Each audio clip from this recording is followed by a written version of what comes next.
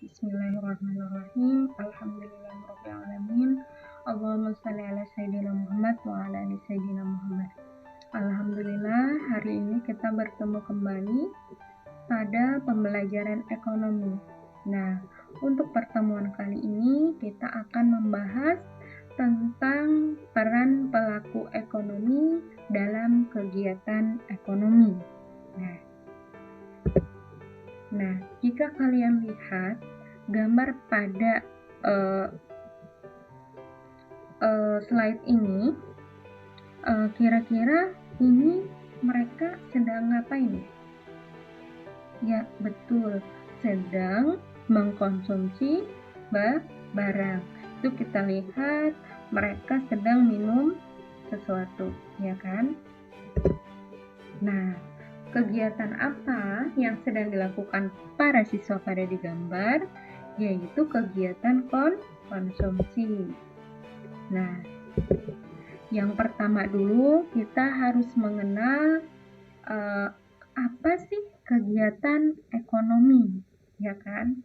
Kegiatan ekonomi itu adalah kegiatan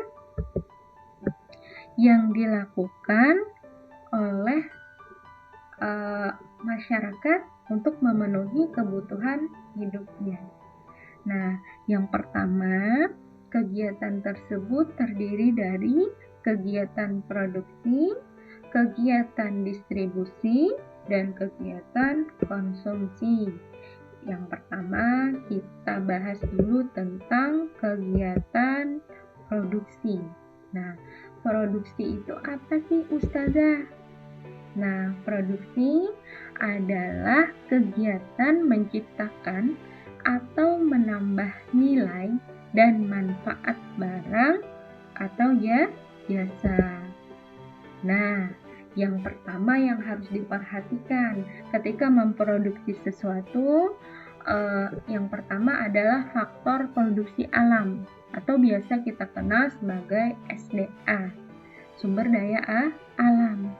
Nah, sumber daya alam ini berkaitan dengan bahan baku yang akan kita pakai dalam proses produksi. Nah, kita harus tahu dulu bahan bakunya tersedia nggak untuk kita produksi. Yang kedua, faktor produksinya yaitu tenaga kerja.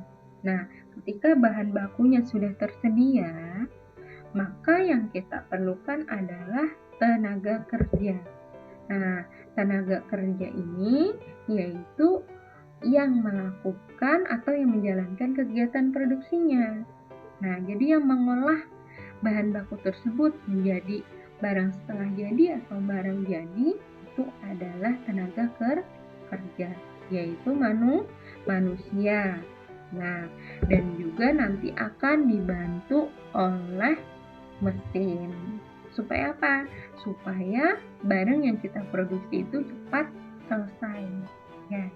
Nah, untuk bisa melakukan kegiatan produksi tadi, bahan bakunya sudah ada, tenaga kerjanya sudah ada. Nah, jika memerlukan mesin sebagai penunjang kegiatan produksi ini, maka kita memerlukan yang namanya modal, ya kan? Nah, selain itu untuk menggaji tenaga kerja yang melakukan proses kegiatan produksi tadi, kita juga memerlukan modal, ya kan? Nah, yang terakhir, selain itu, kita ketika melakukan kegiatan produksi juga memerlukan keahlian usaha. Jadi, ada keterampilan individu untuk mengelola faktor produksi dalam menghasilkan barang atau jasa. Harus ada nih tim kreatifnya. Jadi yang memikirkan next time atau bulan depan kira-kira kita produksi barang yang seperti apa ya, gitu. Nah, jadi 4 hal ini harus ada dalam kegiatan produksi kita. Bahan baku, tenaga kerja, modal, sama keahlian usaha. Next, kita akan membahas ke kegiatan ekonomi yang berikutnya yaitu kegiatan distribusi. Nah, ketika barang sudah selesai kita produksi, maka barang akan kita distribusikan kepada konsumen. Ustazah, distribusi itu apa?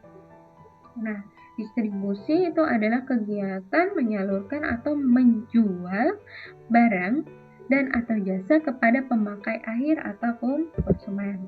Nah, faktor apa yang mempengaruhi distribusi ini? Jadi apa yang harus kita perhatikan nih dalam pendistribusian barang? Nah, jadi nanti yang harus kita perhatikan dalam pendistribusian barang itu ada pasar. Pasar itu nanti berkaitan dengan target dari yang akan kita distribusikan. Jadi kita mau mendistribusikan ini ke mana? Terus yang kedua barangnya, ya sudah tentulah kalau kita mau mendistribusikan barangnya harus ada. Nanti jumlahnya berapa sesuai dengan permintaan pasar. Yang ketiga ada perusahaannya, ya kan? Yang keempat adalah kebiasaan dalam pembelian. Nah, kebiasaan dalam pembelian ini berarti nanti yang kita perhatikan biasanya pembeli ini nyari barangnya lewat mana? Bisa lewat sosmed atau bisa juga lewat langsung datang ke toko misalkan. Atau bisa juga kita lihat mereka ternyata sekarang suka belanjanya di platform online misalkan seperti Shopee, Lazada dan yang lainnya misalkan. Nah, itu harus kita perhatikan dalam pendistribusian barang supaya barang yang kita produksi nanti bisa tepat dan sampai kepada konsumen. Nah, berikutnya,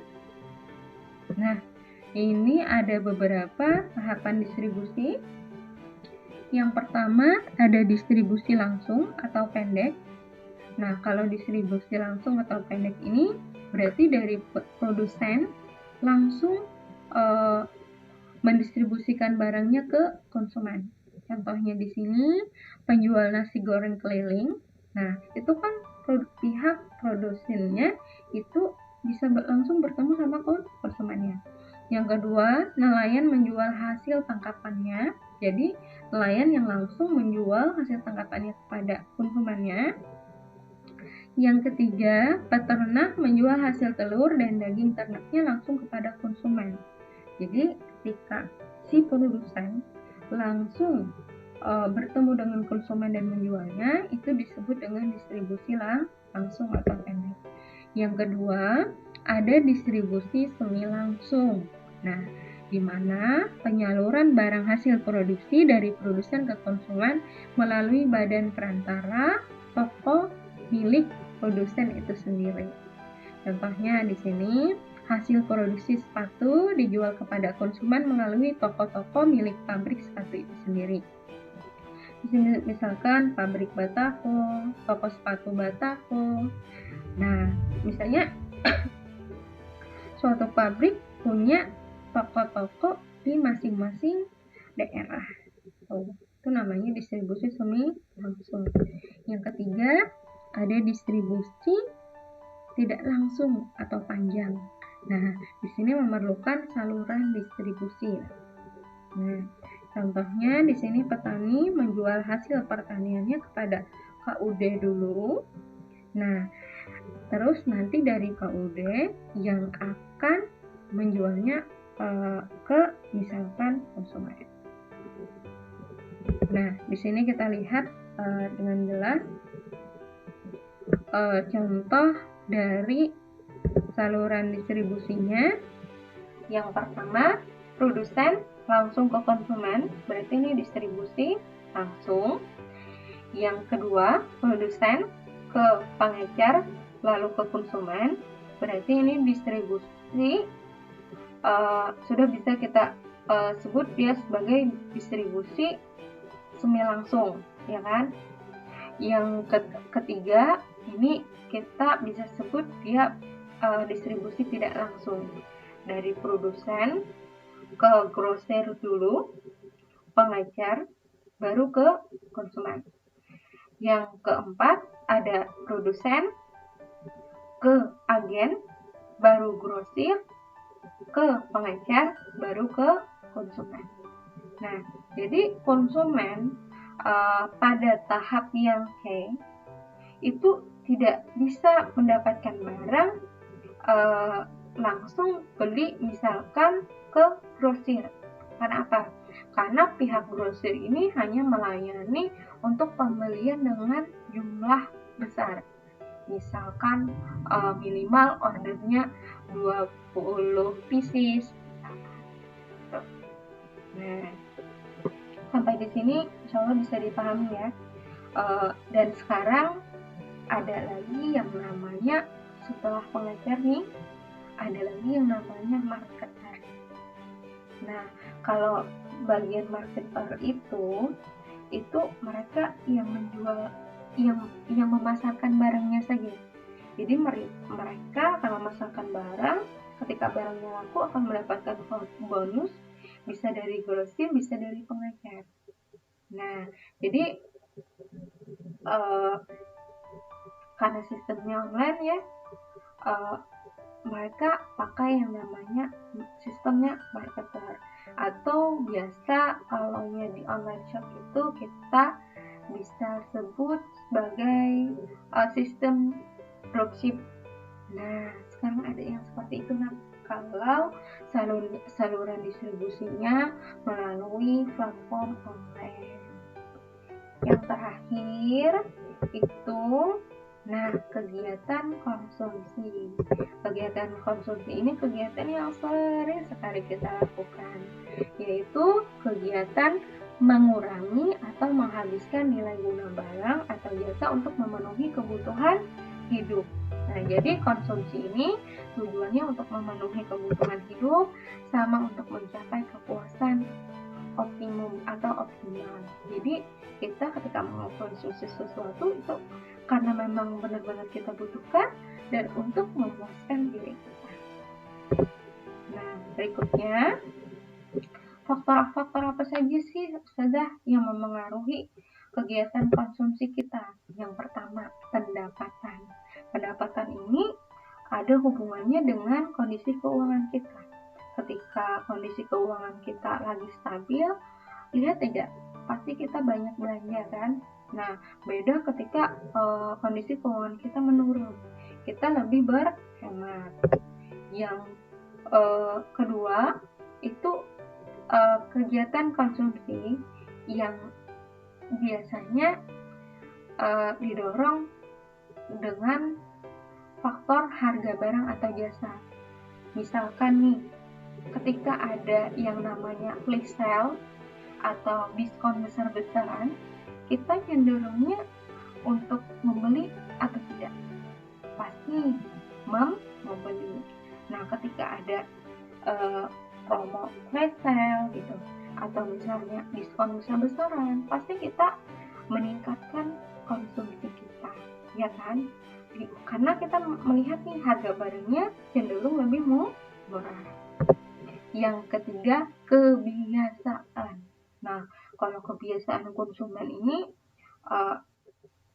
tergantung dari konsumen itu sendiri. Kalau dia doyannya shopping, maka nanti tingkat konsumsinya juga akan tinggi, ya kan?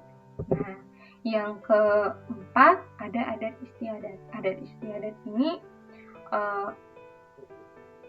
terkondisikan ya nak. Nah, jadi kalau misalnya di suatu daerah punya kebiasaan mengkonsumsi ini, misalkan mereka akan tinggi tingkat konsumsinya terhadap barang tersebut, ya teman. Yang kelima, harga barang substitusi. Nah, harga barang substitusi ini harga dari barang pengganti. Misalkan nih, kita contohkan di sini, misalkan apa ya, kalau harga barang pengganti ini,